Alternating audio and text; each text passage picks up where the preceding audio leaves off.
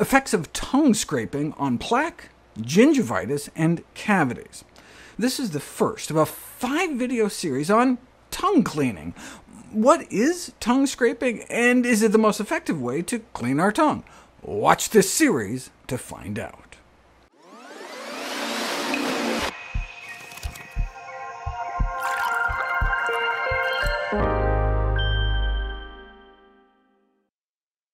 In my last video series on halitosis, I explored the benefits of eating a high-fiber diet for causing a reduction of halitosis.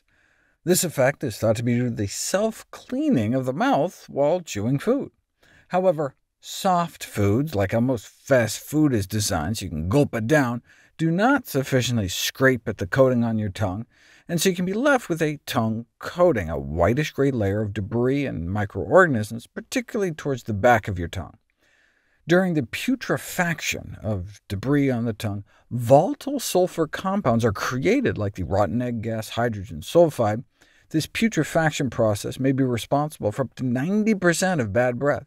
I did a video on dietary tweaks to lessen the formation of these compounds in the first place, but if you're unwilling or unable to change your diet, natural self-cleaning mechanisms might not necessarily remove the tongue coating if it's really thick, in which case mechanical tongue cleaning can remove debris, but often tongue cleaning is not considered a routine part of oral hygiene. Should it be? Let's find out. Unless you have some pocket of pus from like periodontal disease, the most likely source of bad breath is the surface of your tongue. And it's not like there's one bad actor bacteria. Dozens of different bacteria can produce the same volatile sulfur compounds from the sulfur-containing amino acids concentrated in animal protein. That's why probiotics may fail to change the emissions. In fact, if you compare the tongue microbiome in healthy subjects versus those with bad breath, they have almost the same bacterial composition. So it may be less which type of bacteria you have on your tongue, and more the sheer quantity of how many bacteria you have living there. Population studies suggest that the use of tongue scrapers is associated with less severe symptoms of halitosis, but maybe those who use tongue scrapers are also more scrupulous about oral hygiene in other ways. The only way to know for sure is to put it to the test. First, though, some background. Tongue scraping and brushing have been practiced for centuries in many continents around the world, but it's been almost unknown elsewhere. Why clean your tongue? Asked this editorial in the Journal of the American Dental Association. Dentists, hygienists, and manufacturers of toothpaste, toothbrushes, and floss have long emphasized the need to remove dental plaque from your teeth to prevent cavities. But why do so many Americans produce two immaculate shining rows of teeth separated by an organ covered with millions of microorganisms emitting a strong malodor?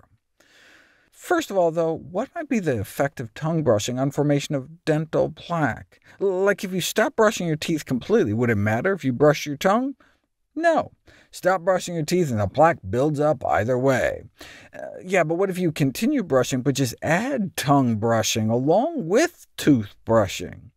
No effect on the buildup of plaque on your teeth, suggesting that the majority of the important plaque-forming bacteria might not originate from the tongue. Though another reason for not finding an effective tongue brushing on plaque formation may be that brushing of the back of the tongue is difficult because it can make you gag. What about gingivitis, gum inflammation? Those who clean their tongues tended to have less bleeding on probing, suggesting healthier gums, but you don't really know if it's cause and effect until you put it to the test. A randomized, controlled clinical trial tongue scraping versus no tongue scraping, and it made no significant difference. What about tongue scraping as a means to reduce the acid-producing bacteria that cause cavities, called strep mutans? This study showed a beneficial effect compared to using Listerine brand oral care strips or saltwater rinses, but this other study found no significant effect. Maybe the population of bacteria is just so large that scraping removed only a small portion, or maybe it's like sweeping a rug where you're just kind of moving stuff around. The bottom line is that studies investigating the role of tongue brushing in plaque accumulation or gum inflammation show conflicting results, and so on the basis of the medical research, there appears to be no data that justify the necessity to clean the tongue on a regular basis. But the one exception would be oral malodor. It works for combating bad breath, which we'll explore next.